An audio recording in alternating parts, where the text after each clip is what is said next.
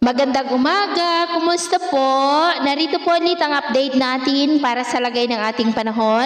Ngayong umaga po ng January 8, 2024 na kung saan sa ngayon ay patuloy pa rin ang pag-iral ng hanging amihan at ito po ay patuloy pa rin na umiihip sa malaking bahagi ng Luzon at Visayas at walang anumang sama ng panahon sa loob at labas ng ating area of responsibility at nananatili pa rin po na walang banta ng bagyo dito sa ating bansa hanggang po sa susunod na 2 linggo. Base po yan sa consistent na pinapakita ng forecast model na ating ginagamit.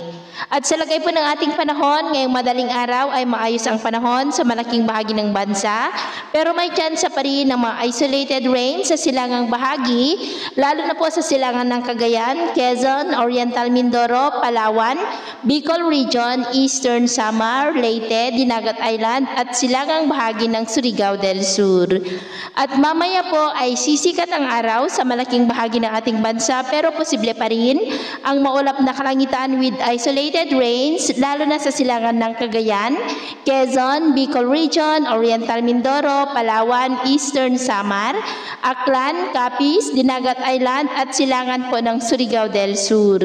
At mamayang hapon ay maayos pa rin ang panahon sa malaking bahagi ng ating bansa, pero posible pa rin ang maulap na kalangitan with isolated rains sa silangan pa rin ng Cagayan Valley, Quezon, Bicol Region, Oriental Mindoro, Aklan, Samar Provinces, Leyte, Caraga at Davao Region, maging po sa ilang bahagi ng Northern Mindanao.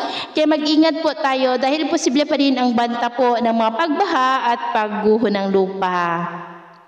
At sa atin naman po mga baybayin, dahil sa amihan ay may kataasan ng mga alon sa mga baybayin po ng Ilocos Norte, Babuyan Islands, Batanes at silangang baybayin ng Luzon hanggang po sa mga baybayin ng Northern Samar na ang mga alon po ay posibleng aabot hanggang po sa 1.9 to 2.8 meters height.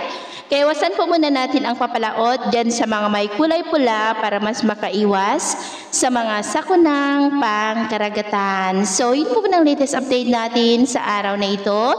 At ako po muli si James na nagsasabing sa kahit na ng pagsubok po na darating sa ating buhay, huwag po tayong mawawalan ng pag-asa. Thank you and God bless!